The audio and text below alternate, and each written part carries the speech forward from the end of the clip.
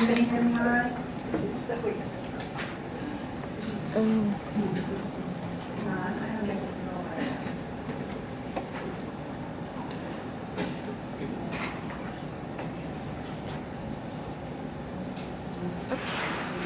There we go.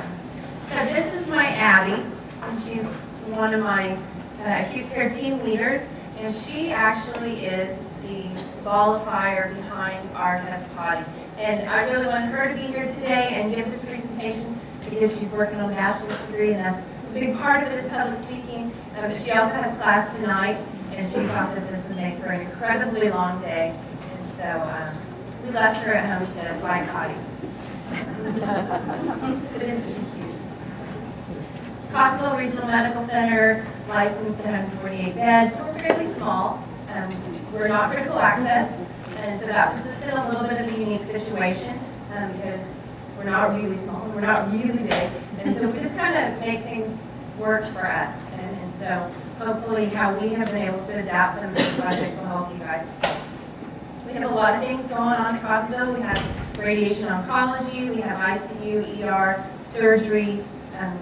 We have really just a wide variety of patients that we take care of.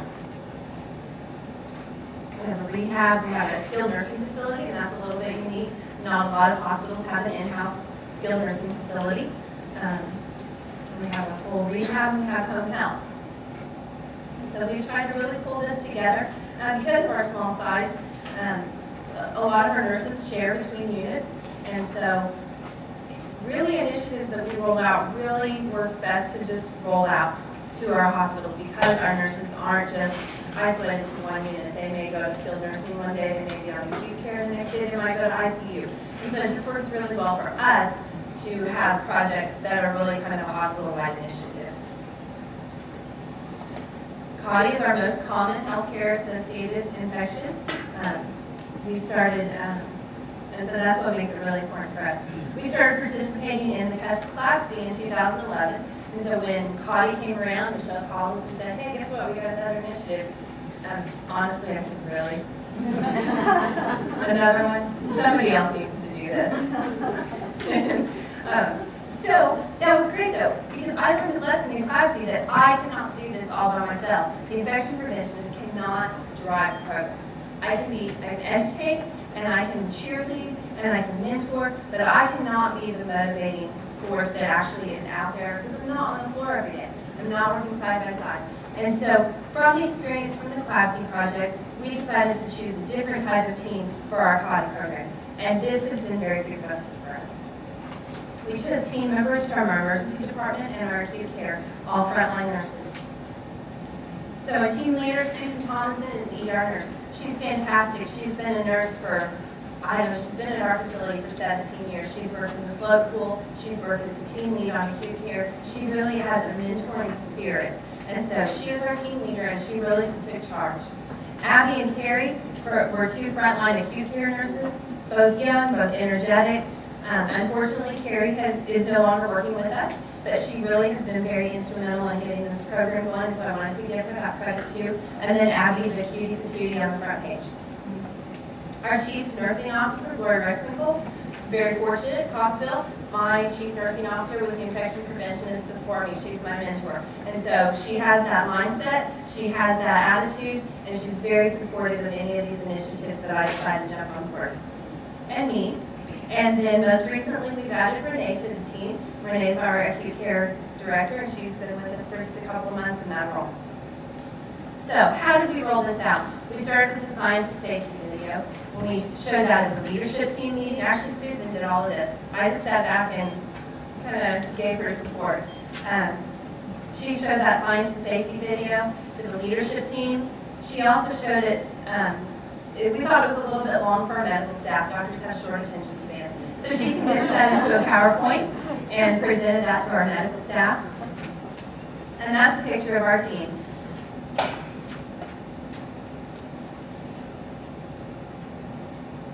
So, one of the first things we had to decide is how are we going to collect device days, because we weren't collecting those previously.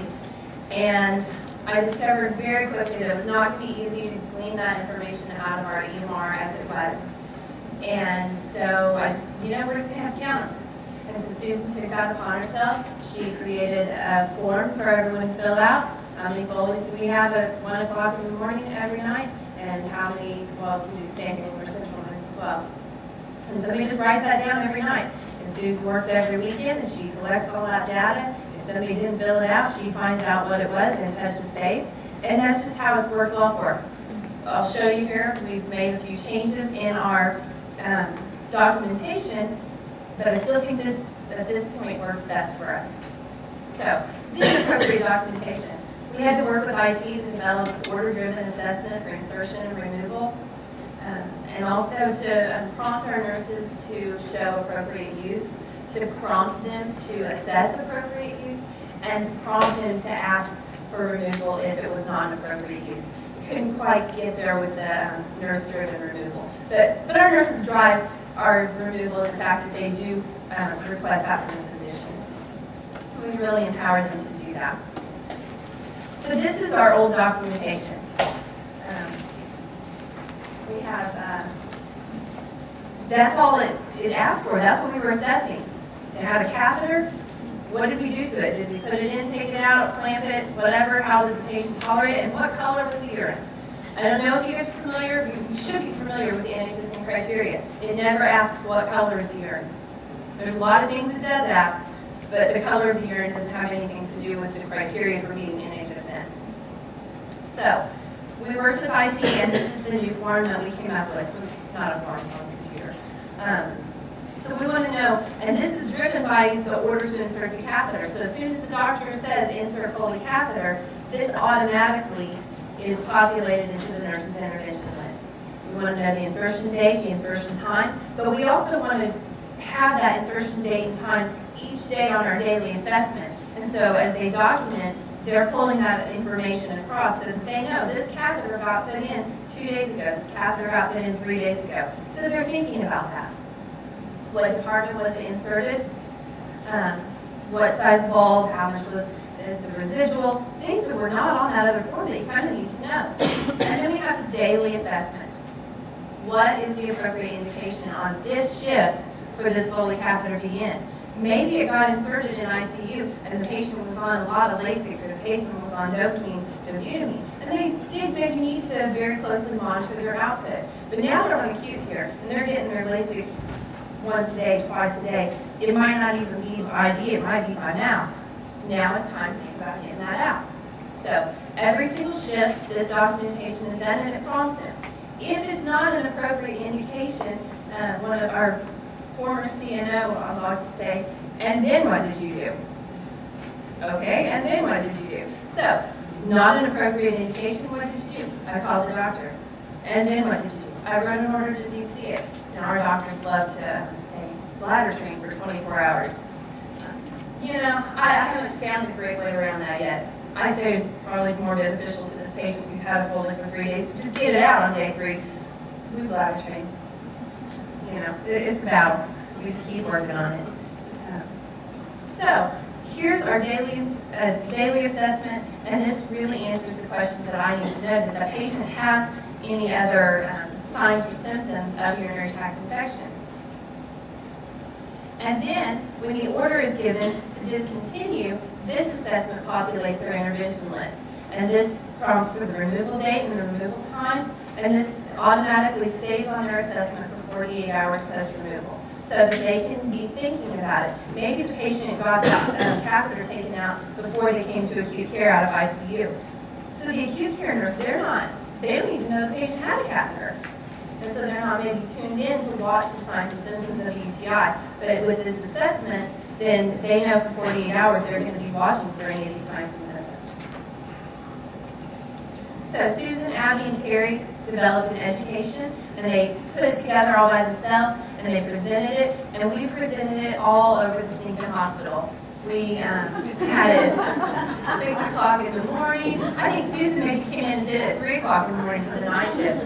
We had PowerPoints, we had handouts, and they presented it for several weeks at all different times of the day and night, and really just kind of got out there. But I think the best part was that, you know, the education was kind of beside the fact, because they were out there and they were working side by side every single night. And if Abby's working with someone and sees them putting a catheter, she'll question them, hey, why are we putting in this catheter?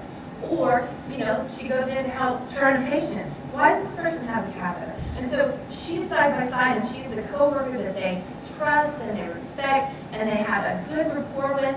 And so it comes so much better than me who, you know, I gave them their TB skin test yesterday, and today I'm saying, why is the catheter? You know, I'm not part of their world as much. And so that works a lot better. One of the other things that was really helpful to our team, and really educational to me, and I just wanted to let you know that this resource is available in case you haven't utilized it, is we use Bard Foley catheters. I think that's probably one of the more common brands. And Bard sent a nurse clinician to spend some time with me. And actually, they've done this twice since I've been in this role, and it was the first infection preventionist that I ever met, and she still is a mentor to me today, Carol Calabrese, but they have a different one now, and she's just as great. They come, and they go through the entire hospital with you. They do a point prevalence study. They're able to share their expertise and knowledge, and they really are experts in this area. And they show you what to look for, and they'll teach your team how to do that on a continual basis. And so if you haven't had that opportunity, I would suggest contacting Jeff Bowden and tell him you want a nurse to come and visit you and do a point prevalence study with your cauti team. So here are some of the lessons that we learned. Abby and Carrie, we had the opportunity to take some really fun pictures. Jane turned some of them into flyers, or maybe turned it into a flyer. So this was our cutout cautis picture. And so, you know, our support really does come from our administration. We do have great administration that's on board for all of our initiatives. But the buy-in really has to come from the front line because they can make this as fun or as dreadful as they want. And these girls chose to make it fun. And so in that manner, it made it fun for the rest of their coworkers. Maybe not fun for their catheters, but we added a little bit of lightness to it. So here's some of our numbers. And Susan was kind enough she collects all this data, she enters it into the MHA care counts. The really only role that I have as far as CUSP goes is to do the NHSN part, that I do the infection finding and entrance into NHSN. So Susan put these comparisons. Our first quarter percentage of catheter days compared to our fourth quarter. So the first quarter, we had not done any intervention, and by the fourth quarter, obviously, we've had a couple of quarters now of intervention, of working on this process, and that's our percentage of catheter days, and I think you'll see we had a great improvement in our length of time that our catheters were staying in. And this is our comparison between first and fourth quarter of the percent of inappropriate indications. So again, you know, we really cut out a lot of those inappropriate uses. So when we do have inappropriate uses now, Susan and Abby do chart audits of every patient with catheters, and it works out really well because they're seeing why are we keeping the catheters in. So now we can know a little bit better what do we need to focus on. ICU transfers was our biggest one, and so Susan has already decided that for our next cycle we're going to work on doing a little more touching base with ICU. Make sure that they know that if a patient's going to come up, let's just go ahead and take the catheter out before you send them up. On the other patients, we had a prolonged post-op insertion and due to patient request. And the good news is Susan let me know that on all of these, we did have documentation by the nurses that yes, they realized this was an inappropriate indication. They had contacted the physician. This is probably where we got the bladder drain for 24 hours. And so we had a day at least of maybe an inappropriate use. But we were working on the problem, and our nurses were thinking about it. And I was so proud when the Bard lady came and we walked around, and she asked every single nurse of the patient with the catheter, do you know why this patient has a catheter? And every single one of them was able to answer, because they'd done their assessment for the day and they already knew. And so I was super proud about that. So what are we going to do now? Like I said, we're going to do some intervention in ICU. We work very closely with SCIP as well to get catheters out post-operatively on time. We need to get timely feedback from our team leaders, department directors, and just continue to do the chart audits. I think because our nurses know that somebody's watching to make sure they do a good job, they do a good job. I mean, people live up to the expectations that you give. If they think you're not paying attention, they know it's not important to you, so why should it be important to them? And so we continue to audit those charts, let them know that that's something that is important to us, and continue to give that timely feedback so that they can adjust their practice immediately.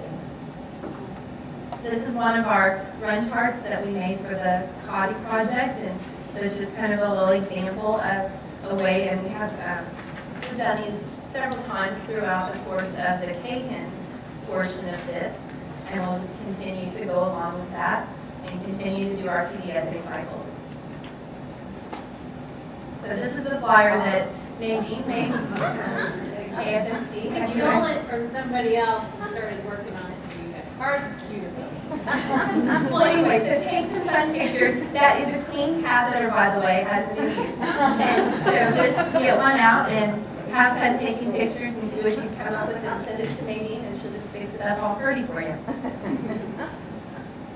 So these are our contacts of our team members, and honestly, I would really recommend giving Abby or Susan an email. And of course, you can always email me, but they really have been the fire behind this project.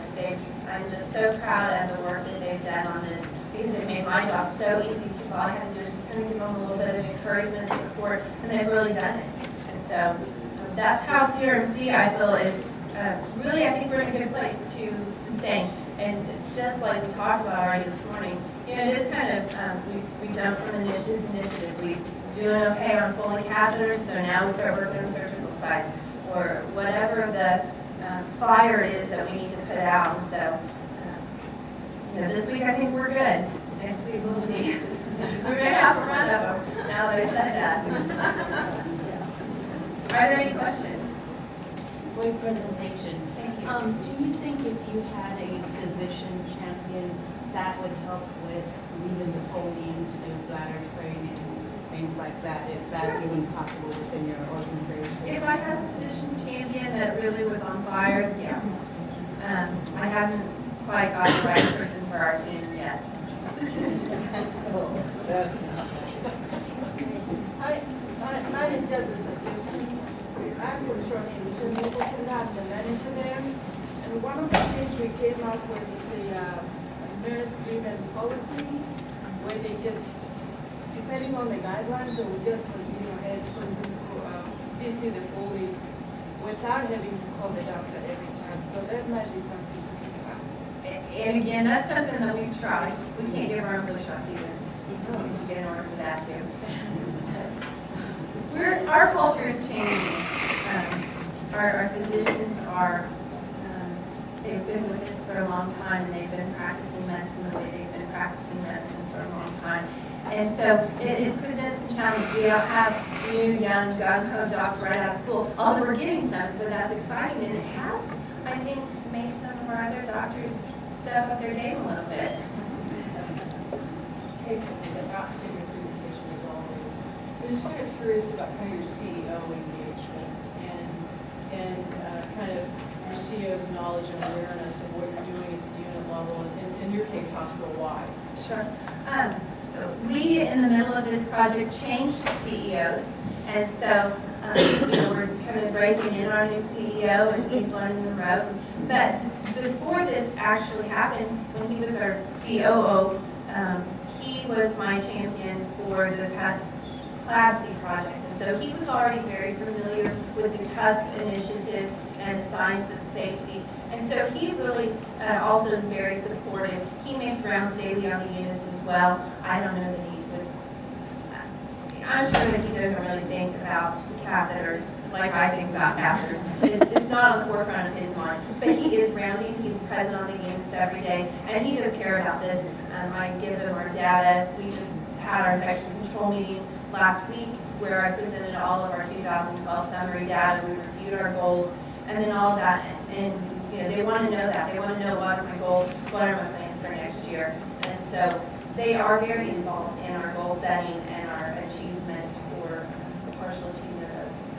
I just want to say, sometimes with physicians who are more mature physicians who were trained a while ago, and this is how I was taught, one way you can skin that sometimes is when they say this is how I was taught at the Cleveland Clinic or wherever, and you know that's not how the Cleveland Clinic is doing it, make a phone call to your colleague at the Cleveland Clinic or wherever they came from.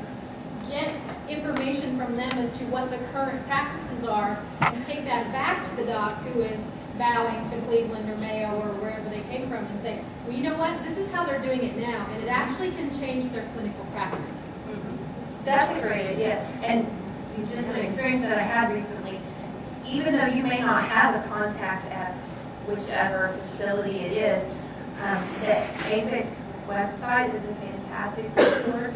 One of my very best friends had surgery at Rochester at Mayo, and I didn't know anybody there that loved her like I did, and I couldn't go to Rochester.